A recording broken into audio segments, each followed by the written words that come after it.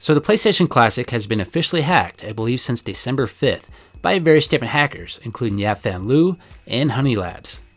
And their methods involve soldering some wires to the circuit board to gain root access to the Classic using a USB UART connection, then using a USB thumb drive or hard drive to play the games. But now, it's a whole lot easier due to their work and a new group of hackers. We can simply just add a game to a USB hard drive or a flash drive and play a game with no modifications to the Classic, and that's what I'm going to demonstrate today.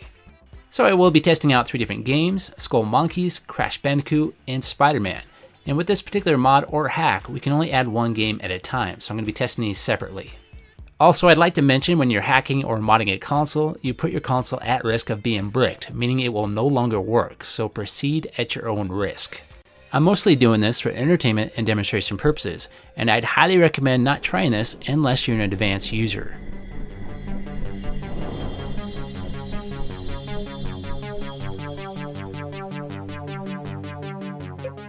So for right now, I'm going to start the game just to show you it's loading and it does work, and then we'll come back and show some gameplay footage after I talk about some other stuff.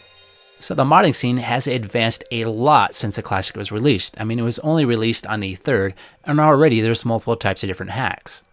And it's still very early into the hacking scene, and this particular hack is really not all that useful because we can only add 1 game at a time, but it is nice to know that we can do this with just a USB flash drive. And keep in mind, this mod is not perfect, it does have some issues, and you do risk the chance of breaking your console, so I would recommend to just wait until there's something more stable, but nevertheless, I am going to show you how I did it. So if you head to this website here, this provides the necessary information to mod your PlayStation Classic and add 1 game at a time, and I'll make sure to provide a link down below. And credit for this goes to Mad Monkey, Dan the Man, and Sko Gabby, and various other hackers and testers that help make this happen. And inside here, it does give you a step-by-step process on how to do this, but I'm going to try to simplify it and show you how I did it. To start off with, you want to download this, and you can do that by clicking on the green button, and you should be able to save this as a zip file. Once that's downloaded, you can go ahead and open that and extract the contents to a USB flash drive or hard drive, and I have mine formatted with FAT32. So these are the 3 folders that are going to be required that I've added to the root of my flash drive. And I do have a couple extra folders inside here, and they are not required. I just have these for testing purposes. And also I should mention that I did rename my flash drive to SONY in all capital letters, but I'm not sure if that's required, but that is how I have mine set up. And now I'm going to briefly show you what's inside some of these folders. Inside this one is going to be the LOL hack, and I believe this is how we gain the root access to the PlayStation Classic, so we can play games from the USB port. So now I'm going to click on the games folder, and then the 21 folder.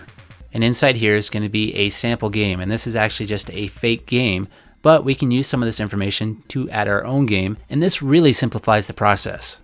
So inside here I have a PCSX config file, and I'm just going to leave that alone. I'm not going to do anything with that. There's also going to be 4 other files in here, including a bin, a Q, and a PNG for a picture, along with a .lic file, which is going to be this one right here.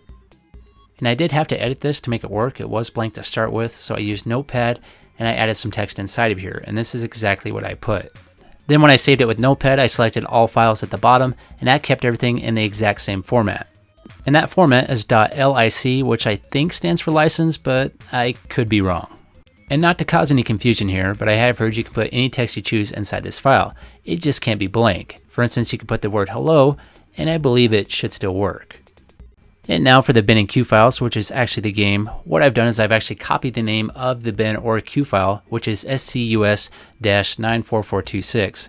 And then what I did is I renamed my ROM to have that same exact name. For instance, here is Spiderman, and I've renamed the bin, the Q, and the picture to all have that same name. And that picture needs to be in a .png format, and it needs to be sized at 512 by 512 pixels.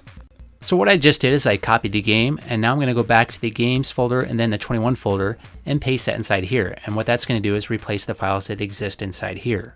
And I should mention that there is no games included. These are files I had backed up to my computer that were ready to go. So I've replaced that sample game with a real game that has the same exact name. And there's other ways to add the games, including a program called SQLite Editor, but I'm not going to go into that. This seems to be the easiest way for right now. And because this mod just adds 1 game at a time, what I've done is I've added a folder to my flash drive that contains more games, and when I'm ready to play a different game, I just swap out the files with the new game. So it's just the same thing. The way I replaced the sample game with this game, when I'm ready to play another game, I just replace this game with the new game. So I have to manually do this each time, and that's why this hack is more in the experimental stages, but it will get better. This is just the first week, and it's only going uphill from here. Okay, my flash drive is all set up and ready to go, so the first thing I'm going to do is power up my PlayStation Classic and get to the main menu. And now I'm going to power it down, and sometimes when you go to power it down after plugging in that flash drive, that green light might stay on. But that's okay because we have to unplug it anyway. We have to do a power cycle, so we have to completely remove the power from the PlayStation Classic for this to work. So now I'm going to remove that power cable so that power is completely shut off, and then plug it right back in. And also I should mention that the PlayStation Classic does not have to be torn apart like mine is. Mine's just this way because of testing purposes. And if you notice, I do have some wires that have been soldered to my board, and that's for a USB connection, and that's also not necessary. So after plugging it back in, I'm going to go ahead and power it back on, and if everything went well, I should have a new game inside my main menu. And not to cause any more confusion, but the first game I actually tested was Crash Bandicoot, not Spider-Man, so that's the game that's going to be popping up right now. Let me scroll up to my TV here, and we'll scroll through the menu, and we should have a new game. I see it. It's coming. Crash Bandicoot. So this is definitely a game that did not come on the PlayStation Classic. So let's go ahead and try the game out and see how it plays.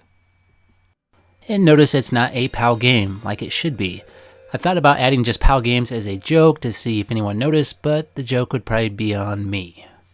So the first time I got one of these games to load on my PlayStation Classic, it was really nice to see, especially when it's a game that should already be on here. Now I really haven't had time to do extensive testing to see how good the gameplay actually is, but from what I've played so far, it seems to be on par with the rest of the games on the PlayStation Classic. It seems to play about the same way. And like I said earlier, this is just the beginning of the hacking scene for the PlayStation Classic. I think we're going to see all kinds of stuff in the future, such as possibly a new user interface or a new emulator for the PlayStation itself. All kinds of things could happen. So when I reset a game, it seems to work like normal and I can save the game just like anything else, but if you notice, those menu icons on the bottom seem to be in a different location now. And that seems to be one of the bugs with this particular mod. Okay, it's time to test out some Spider-Man and see if this works. And I seem to have pretty good luck. As long as I get the logo popping up here like this, then the games usually work. And this is one of the games I thought would have been really cool. They could have released it kind of like the PS4, how it comes bundled with the Spider-Man game. They could have done the same thing with the PlayStation Classic, only it would have been the older Spider-Man. But instead, if we want to play the games that we actually like, then we have to hack the thing and put our own games on it. And the crazy thing is right now is by the time this video is actually released and you're watching this, there's probably already going to be a new hack because everything is evolving so fast.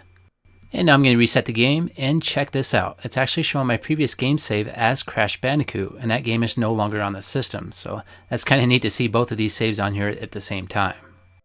And the last game I'm going to test out is Skull Monkeys, and this game is a super expensive game. If you're looking to collect this game, you might have to throw down some money. So far this is the only 3 games I've tested, and they all seem to be playing fine. They seem to play just like any other game on the PlayStation Classic. But that might not be worth bragging about. Okay, it's time for me to go, but as this PlayStation Classic hacking scene evolves, I'll try to keep you updated as much as I can. Have yourself a great day, and I'll see you next time.